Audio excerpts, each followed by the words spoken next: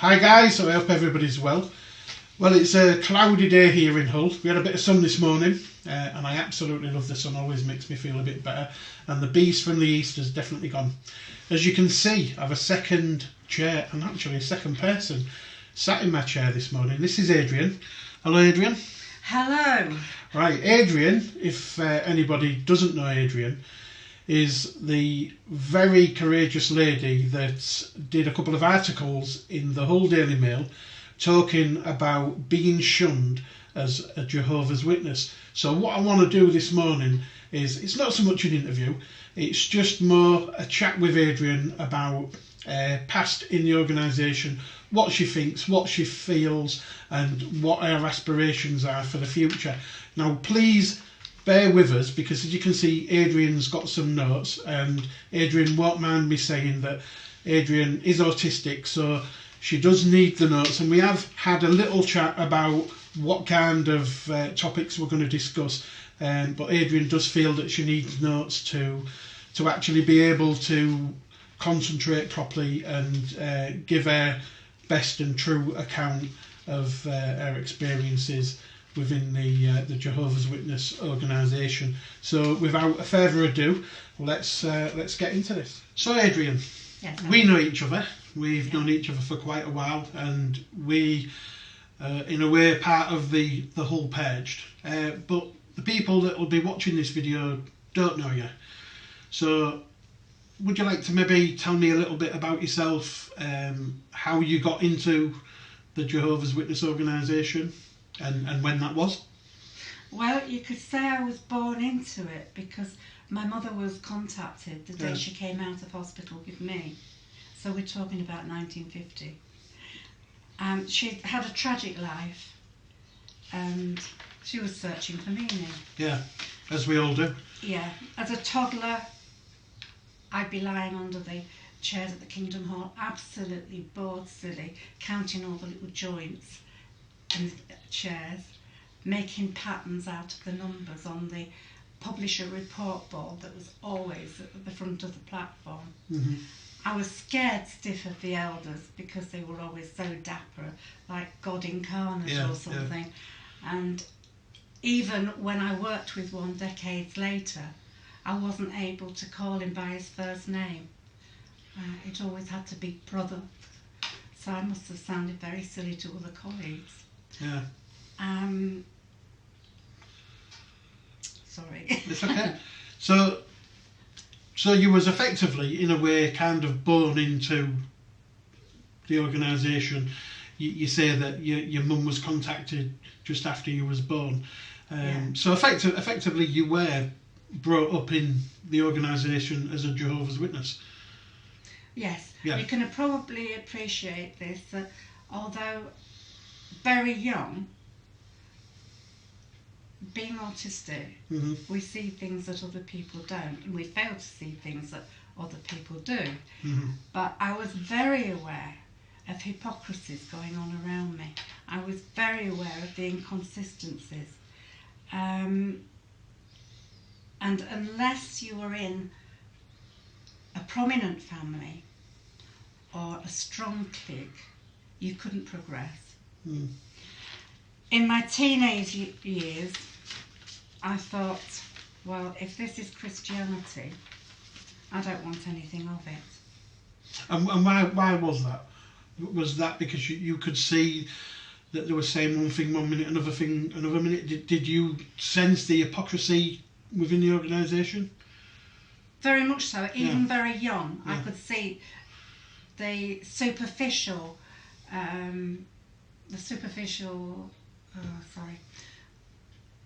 They talk about being identified by love. Yeah. I saw it as a superficial display of love, when in actual fact there was no great love. I mean, my family was dysfunctional, really. My dad was a bright little man. My mother had struggled with 4 children. I now know that both my parents were on the autistic spectrum, but I didn't know that at the time, nor did they. and you cannot be different in the organisation. I kind of get where you're coming from with that, because, as you know, my son is a special needs child, and it annoys me when people talk about normality, because what one person's normal is another person's not normal, and my child, just like your family and yourself, is normal. Everybody else isn't normal to them, and I feel quite guilty really, because I always would not take Corbyn to a Kingdom Hall because I didn't want Corbyn to disrupt the meetings and annoy the brothers and sisters. That really cuts me now, because obviously looking back I think, well, hang on a minute, they should have accepted Corbyn as they should have accepted you for who you are, and you should have been just viewed as a sister, as should my son, but I wouldn't take him for that sole reason. So I do see where you're coming from there. Well, my daughter's family suffered for at least 10 years because they were made to feel that they were inadequate as parents, and they certainly are not.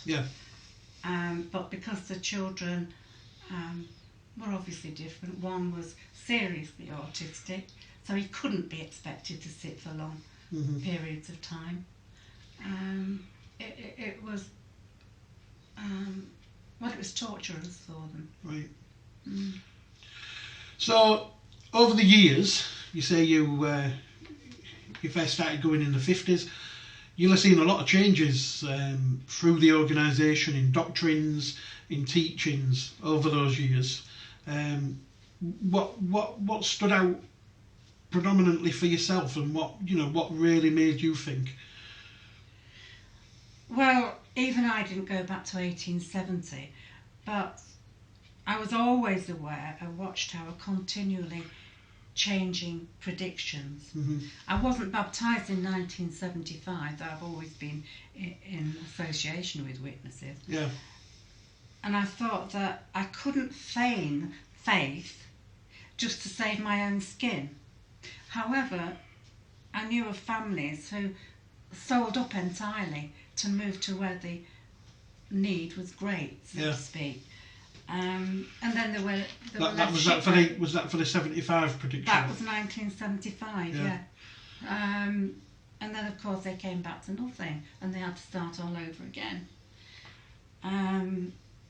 Such was the intense propaganda at the time to preach before the end. There was no doubt in the mind of the average Jehovah's Witness that 1975 was going to be the end. But also I wrote letters to Malawi, along with millions of others, to get the president to stop the atrocities on Jehovah's Witnesses. And did you feel, when you wrote that letter, did you feel that you had to do that for the organisation, or was you really that concerned about what the organisation was telling you about what was happening in Malawi that you felt the need and the compulsion to write that letter? Well, we were all invited to write, for one thing, and we were given the addresses by the organisation to write. Malawi wasn't the only country, there were other countries that, as a worldwide organisation, we were encouraged to write. Pretty much like what's going on with Russia then. Russia is amazing, because we're supposedly fighting for freedom of conscience in Russia, and yet your average Jehovah's Witness is not allowed freedom of conscience in the congregation. Amazing, isn't it? Well, yeah. But that, that's why I'm asking you, was you encouraged to write to Malawi? Yes, but obviously I felt it myself anyway. I wouldn't have done that particular thing unless I felt strongly about it. But that was because of your belief in what the organisation was saying as a Christian. I've always had humanitarian principles, and you will know about the autistic, not suggesting you are, autistic view about feeling. The worldly authorities say that autistic people can't express feelings, they don't have feelings. Actually, it's very much the reverse. They implode with feelings. Yeah. And so I did feel for the Malawian people. Yeah. Was there anywhere else that you wrote to? Was it just Malawi? No, I mean, I can't remember. Malawi sticks in my mind because it was such a big event, and it's one that witnesses constantly refer to ever since.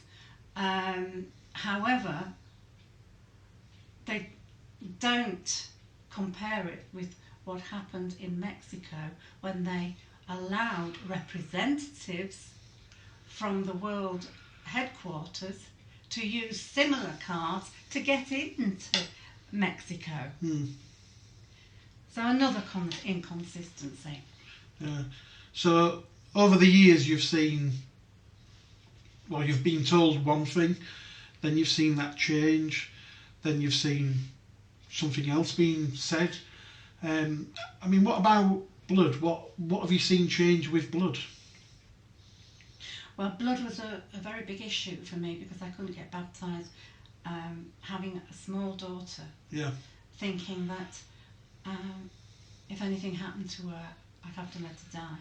So I had to work pretty thoroughly through the medical evidence for that. And eventually I accepted it, but I quite understand people who didn't.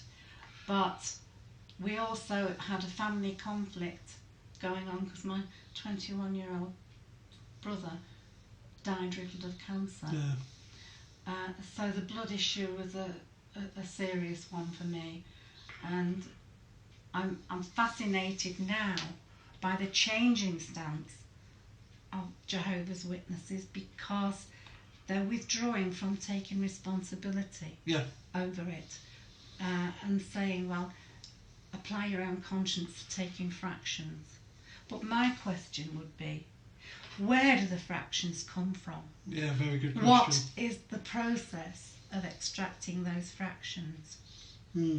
So where does the blood come from? It's okay. So with all the changes that happen within the organisation, we're expected, or as Jehovah's Witnesses, we're expected to just accept those changes. What do you feel about the changes that you're told to accept? Well, they literally put the fear of God in people. And is that really what God wants? That we should fear him in that particular way? And people feel that in order to gain God's approval, they have to be obedient, however ridiculous, to what the organisation says. Yeah. And at times it's very ridiculous. Yeah. Can you give me any examples of ridiculous changes? Oh dear. Well, yes, actually, this may seem very trivial, but the songs that we're singing now, right? I don't know whether you find the same thing, but they're hardly singable. They've got no melody. Right, okay. And it is just one of those things where you feel that they're making you jump through the hoop of ridiculousness to just see how far we will go with them. You raise an interesting point with the songs because I was listening to one a couple of weeks ago. Well, I wasn't actually listening to it. I was watching another YouTube channel and they'd mentioned a particular song, and I decided to have a look at this song. And in this song, it was, you were singing about giving all your first fruits to the organisation. So effectively, you were singing about giving your money to the organisation. And like you say, you just blindly believe what you are taught, what changes, what they believe, what they feel, what they think. You blindly go forward and just do that. So yeah, I kind of get what you're coming from. Well, yes, I mean, I'll probably repeat over and over again, but I don't accept that they represent God or Christ or the Bible. And the glory that they seek is for JW.org. Under the sounding of a new light. All these changes. And even the JW.org logo has become a symbol, the like of which they've told us not to use, like for example in Christianity and crosses and so forth. So every touch and turn, they are the reverse, the opposite of what they've been telling us to be. Yeah. You see, I remember when I first joined, it was 1990-91, and that was one of the things that I actually loved about going to the Kingdom Hall, because it was just it was on Grafton Street, and it would just it was like a big shed. It looked like a big shed when you walked up to it. Yes. And one of the things that they boasted about was, we don't need big towers on churches, we don't need things to say we are here. We are modest, we are mild, we are meek, we are humble, we just come here and worship. We don't need it to be lavish, we don't need it to be this, we don't need it to be that. And yet now, like you say about the logo, the logo is prominent on every single thing this organisation does. The New World headquarters with a logo, and they have that big tower, showing you that it's meant to be the Watchtower tower. Where they've got all the manhole covers with the Watchtower logo on it. Yeah. And it if I put myself now back to the early 90s, I would be thinking, looking at the Jehovah's Witness organisation, they were what we were being warned about. Well, I was turned off the broadcasting very quickly because it seemed to me that it was all about men seeking glory. Even the images of the governing body were not attractive. Anyway, I don't need to say any more about that. So what awoken you to the falsehood of the organisation, and what made you think that you was no longer going to be an active Jehovah's Witness? Well, ironically, even as zealous as I was, because I did the whole thing pioneering in the foreign territory and so forth, I still always had doubts. Like, for example, I was very uncomfortable telling people that Jehovah's Witnesses were the only people that were going to survive Armageddon. Yeah.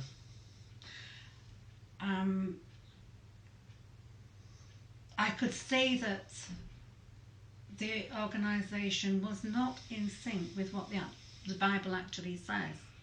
Like, for example, in Romans 8, it says about call upon the Lord and you'll be saved.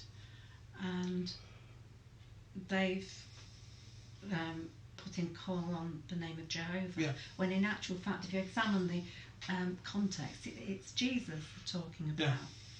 And that was a very important scripture to me. So when I realised how much they were tampering with scripture, it was not right. So that was another thing.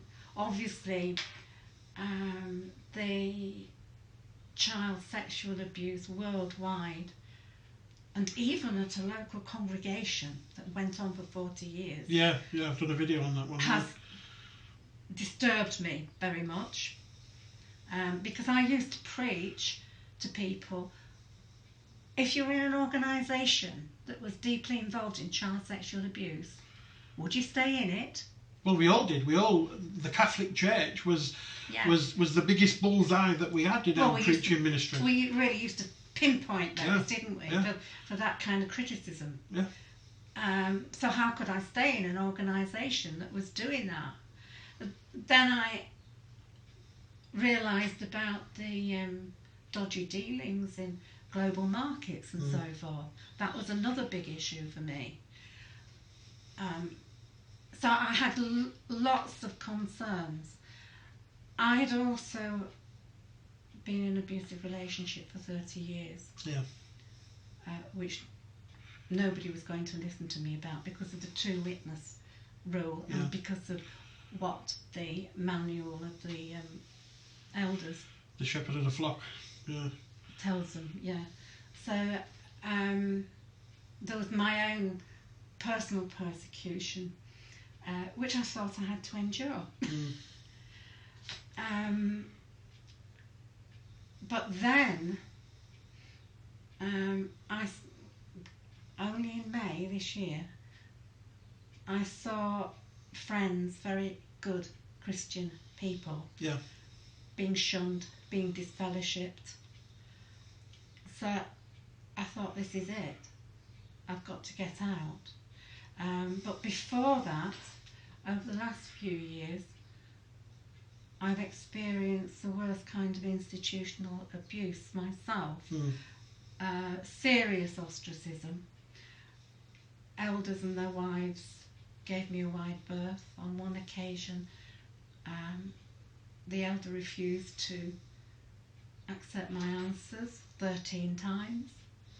I mean, once or twice you can accept that as looking for people, but 13 times. 13 times. I mean, I know where you're coming from with that, because at the point where there was trying to disfellowship me, but obviously I was recording and they knew I was recording, they wouldn't let me answer.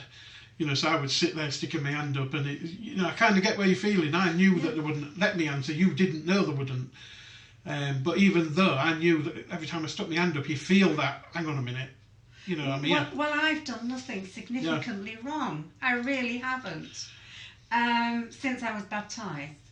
I was a bad girl before that. But since I've been baptised, I've done nothing significantly wrong. Yeah. So in that situation, it was very interesting, because my seriously autistic grandson was aware of it. He was saying, why aren't they taking your answers, Granny? The gentleman on the microphones was aware of it, and he went to his elder father afterwards and complained that my answers were not being taken. Why do you think that they wouldn't take your answers?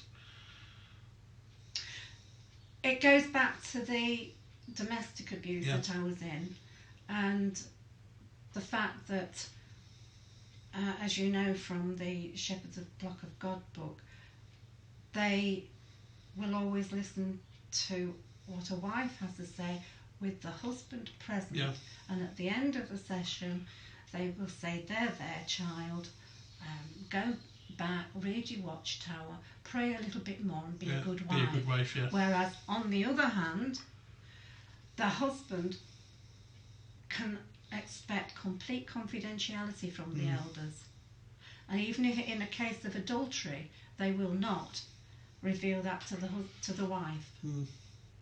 So you feel part of your persecution being the fact that yourself and your family that were attending the meetings were autistic, and it was an inconvenience, somebody with special needs being there causing a little bit of a disruption, and part of it was because of the fact that you was female and you was going through a hard time in your personal life, and the elders chose to really follow what the Shepherd of the Flock book said and side with the man. Well, the only way I could possibly have proved my side of issues was if I'd allowed myself to be killed. Yeah. That was the only way they would have believed what I was saying. Yeah, and that is such it's an horrendous thought, really, isn't it? That is the only. But my children were in terror over the possibilities of what could happen. Yeah, and you're quite fortunate that you're out of that situation and that you are safe. And we really just feel for the people that have been killed. We hear of occasions quite often where people have been killed or committed suicide because of these things. I'm aware that there are incidents of men being abused in the organisation as well. Yeah. And to put a balance on the whole issue, we do know there are wonderful people in the organisation, of course, who are trying to live by principles. But the rot comes from the top. Yeah. And it filters through from the elders, who behave in a robotic way with an agenda, and Yeah. they will not be flexible in any way to any human situation. Yeah, they're extremely rigid in Yeah. what the view is, and there Yeah. literally is no leeway either side. Mm. Yeah. Right. Anything else you want to say on that bit? So, you've seen all this hypocrisy in the organisation. You've been the victim of effectively being shunned, even though you're a baptised Jehovah's Witness. Yeah. You've seen the abuse that takes place within the organisation Yes. and within a relationship within the organisation. Yes. So, what was that final step that made you decide to bravely go to the local media, the Hull Daily Mail, and ask them if they wanted to do an article? I didn't think of it as being brave. I did, however, see many friends whom I saw as good Christian people being persecuted, being shunned and disfellowshipped. And one I know of had a panel of 8 elders against him. And I felt, because of the fear generally against speaking out. Sorry, can I just interrupt there, Adrienne? It's interesting and it's important to make clear at this point that when you talk about these injustices and what you saw with your brothers, these were all within the Jehovah's Witness congregations in Hull, is that correct? Yes. Yes. Yes. So, people don't speak out because they think, because it's out of a fear of God. But in actual fact, it's not a fear of God. It's a fear of J.W. Org. Yeah. Because God does not function in this way.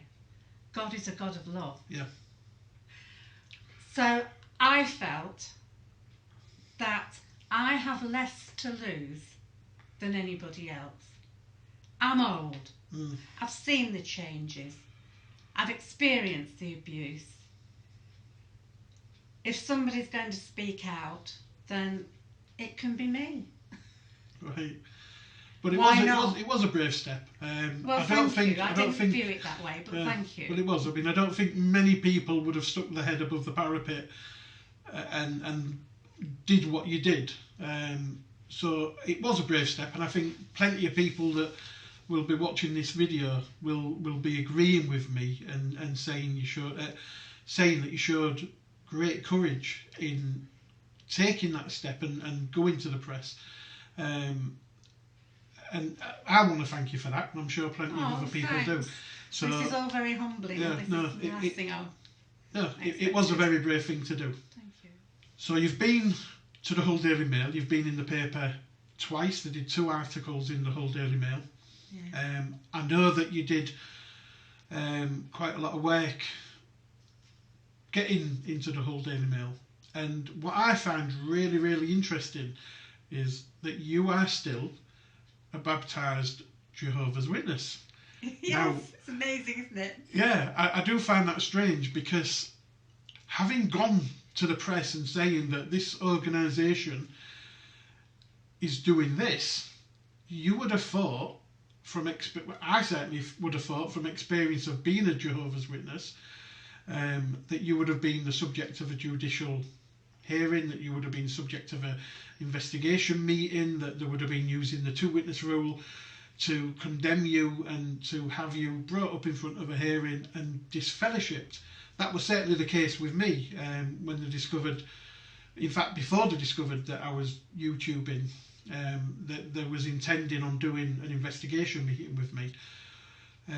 When they discovered that I was YouTubing, they put that on hold for a couple of months, but I was ultimately disfellowshipped for causing divisions.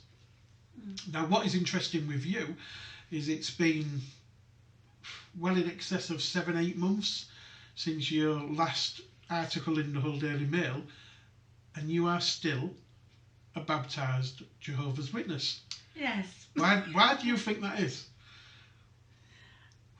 Very simply, I think they don't know how to deal with me. Yeah. There are lots of reasons for that. I can't call them all now. Mm-hmm.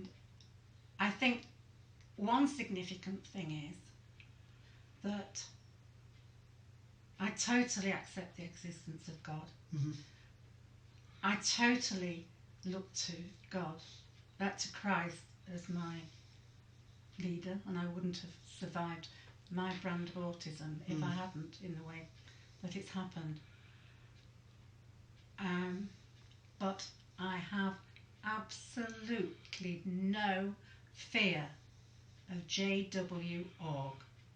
They can do what they like.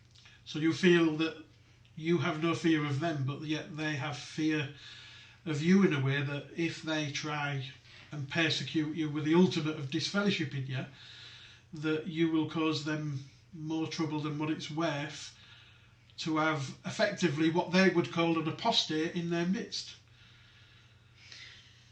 I can't imagine how they view it all. All I can say is that I don't fear them. If they want to disfellowship me, do so. Yeah. I really don't care very much, because I do not accept their authority any longer. And I urge everyone coming out, in doubt, whatever your situation is now, don't fear them. They are simply men. Yeah. Believe God, believe Christ, do what you have to do, but don't fear JW.org. You've hit a good point on that. Don't fear them because they're men. I remember doing a protest at a Kingdom Hall where an elder told me, "Do not talk to me. You are not allowed to talk to me." And he was a bit stumbled and taken back when I said to him, "Whoa, oh no, hang on a minute. I can talk to whoever I want. You can't talk to me. I don't follow your rules. You know, you don't have control over me." And that's effectively what's happening with yourself. They don't have any control over you, Yes. what you're doing. And they're really a bit stumbled now, and I think I wouldn't want them to fear me, because I wouldn't want anybody to fear me. No, but what I mean is from the organisational point of view, they don't know what to do with me. They don't know what to do. So in a way that they are fearing you, because they're thinking, if we do this, what will happen? Could it end up on the internet? Could this happen? Could that happen? And more importantly, I think that what they'll be thinking is, could we end up in the paper again? And that is the key to the reason I think why they're not disfellowshipping you, because I think that they're very conscious of the fact that you've been in the paper twice, and that if you do end up being disfellowshipped, it's another little story against the Watchtower Bible and Tract Society. Don't know. It's interesting to see how it will unfold. It certainly is. So, Adrienne, you have done the paper articles. You've explained to me quite clearly what your thoughts and your feelings are. But if you was to walk down the street and a Jehovah's Witness or a group of Jehovah's Witnesses was to pass you, how would you feel? And I think more importantly, what are your feelings of Jehovah's Witnesses now, knowing what you know? The average Jehovah's Witness, I love. Mm-hmm.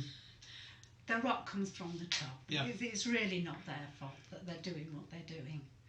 I am a Christian, I'm a follower of Christ, and therefore I will treat them as I would treat anybody, with respect, I hope. Yeah. And I'll certainly be civil and pleasant in the street, for example. Yeah.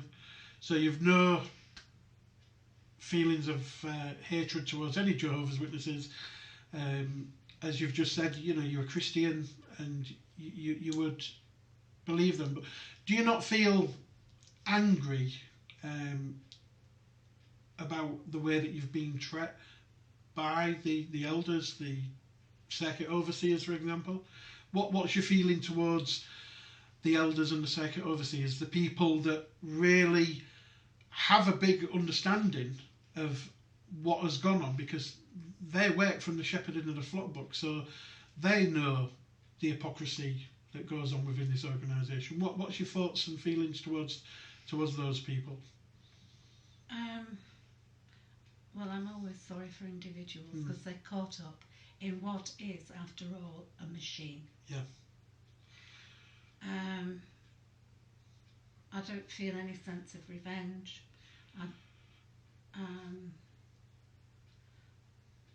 I just want everything to be resolved, which it most certainly will be, and justice will be brought about. But not by me. That's good. That's good. So, Adrienne, like myself, you will be called an apostate by the Watchtower Bible and Tract Society. How do you feel about being called an apostate? Well, I resent it, absolutely, because the term apostate is wholly negative.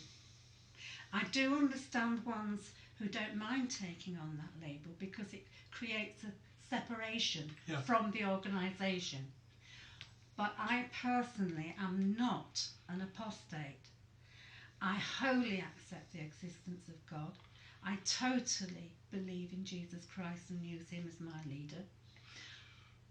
I am a law-abiding citizen.